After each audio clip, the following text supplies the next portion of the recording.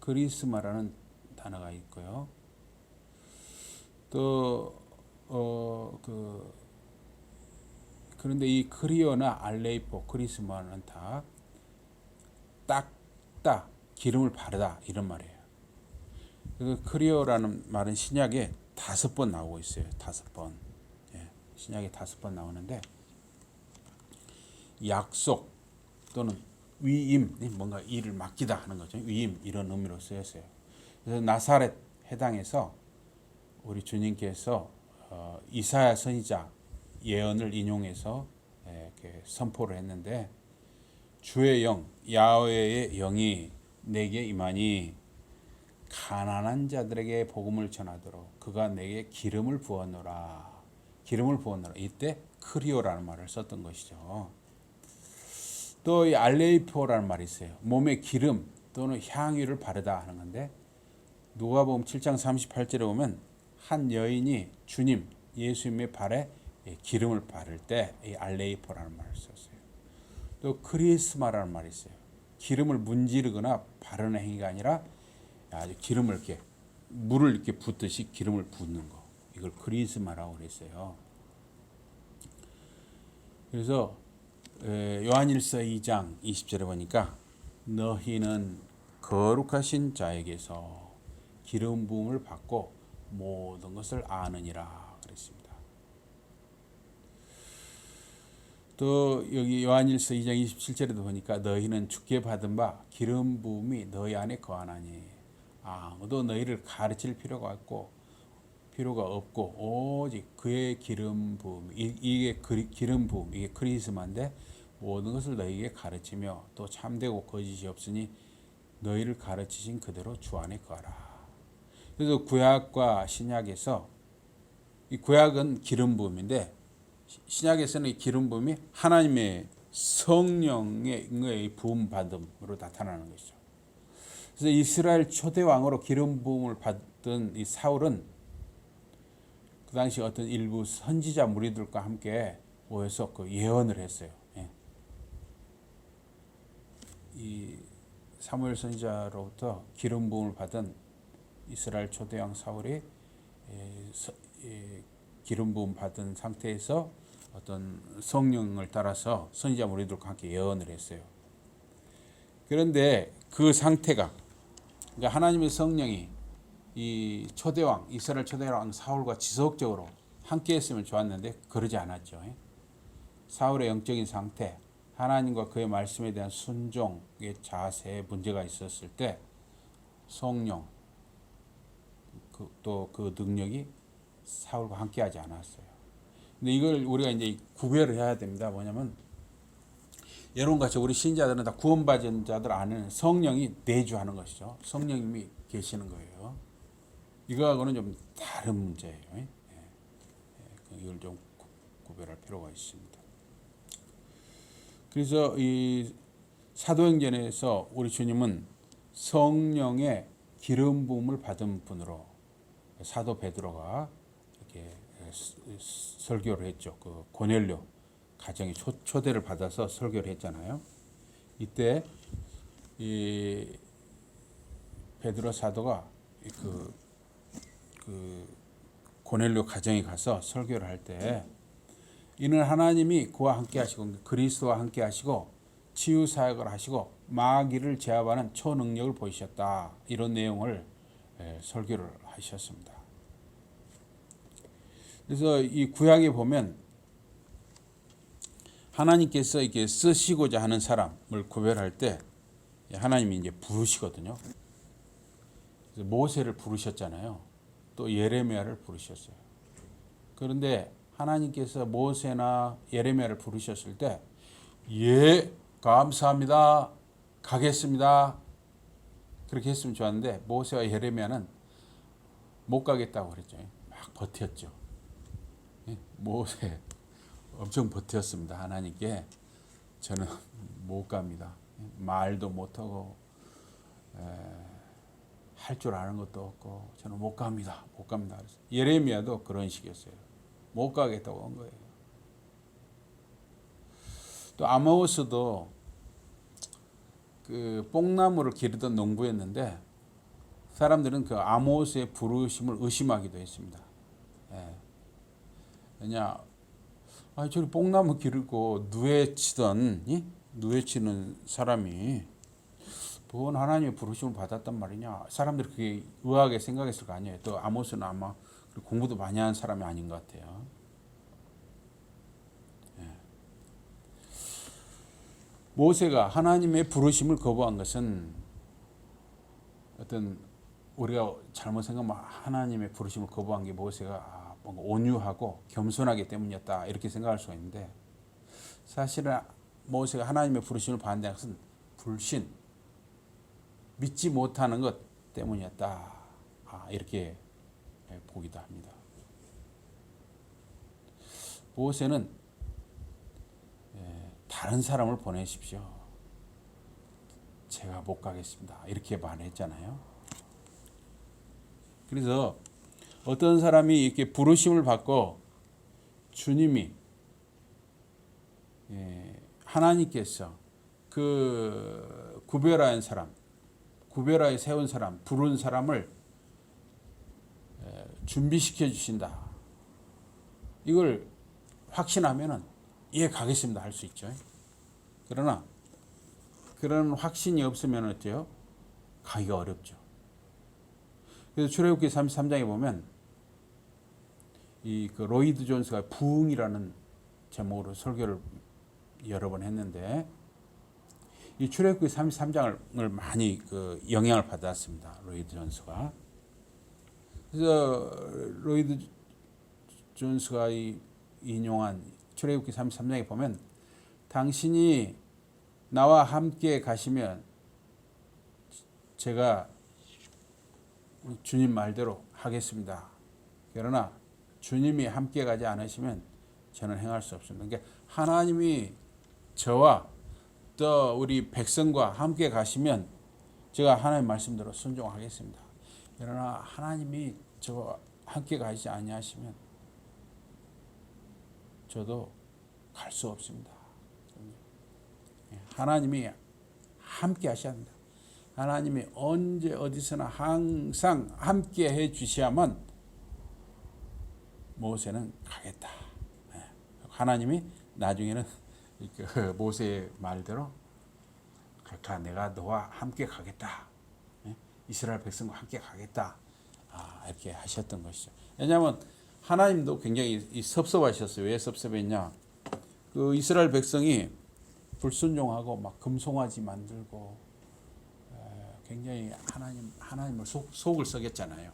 그래서 하나님도 속상해서 그러셨어요. 심지어 하나님이 너무 속상하셔가지고 이스라엘 백성을 다 쓸어버리겠다, 다 그냥 없애버리겠다.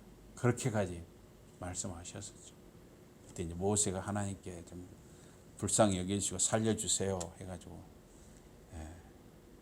그렇게 하나님의 은혜로 이 이스라엘 백성 출애굽 시대 이스라엘 백성 때도 마찬가지고 지금도 그러고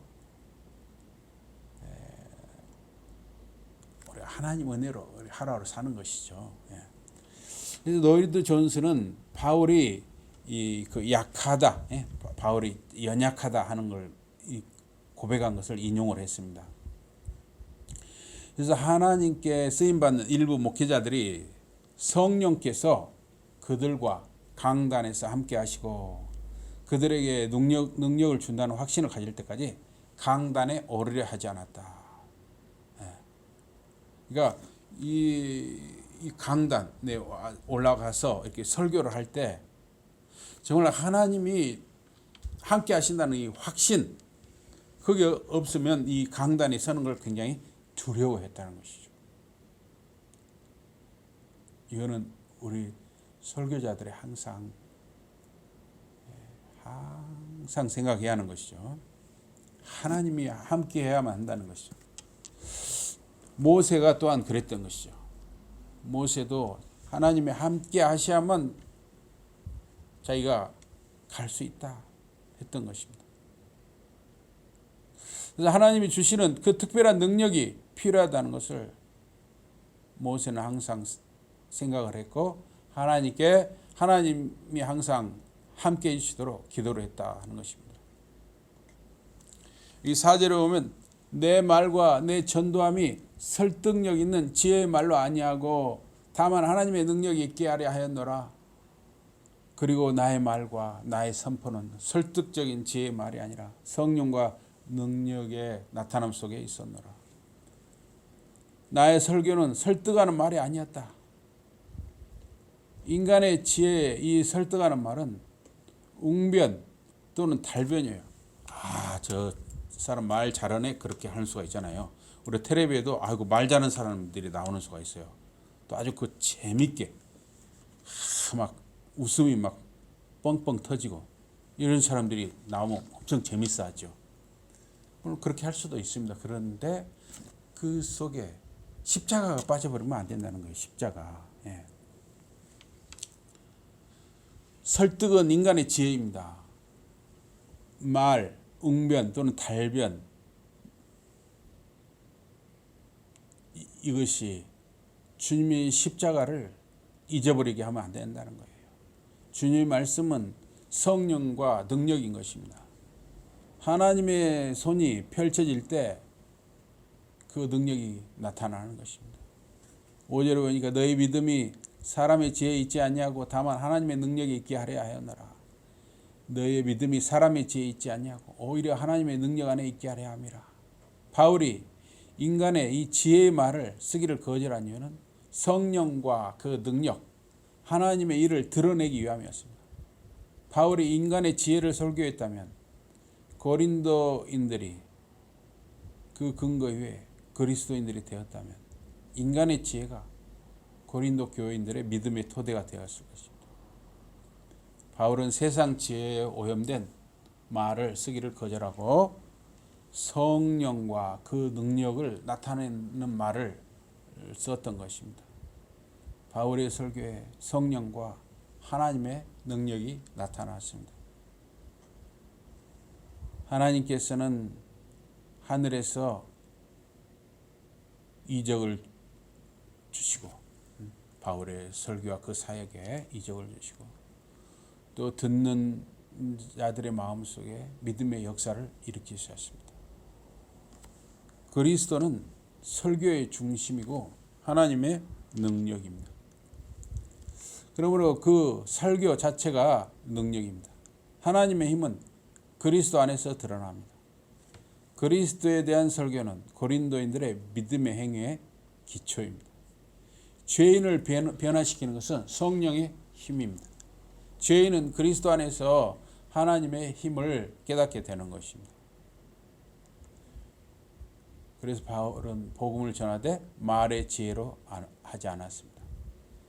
그리스도의 십자가가 헛되지 않도록 하기 위해서 어떤 인간의 지혜라든가 어떤 수단을 쓰지 않았습니다.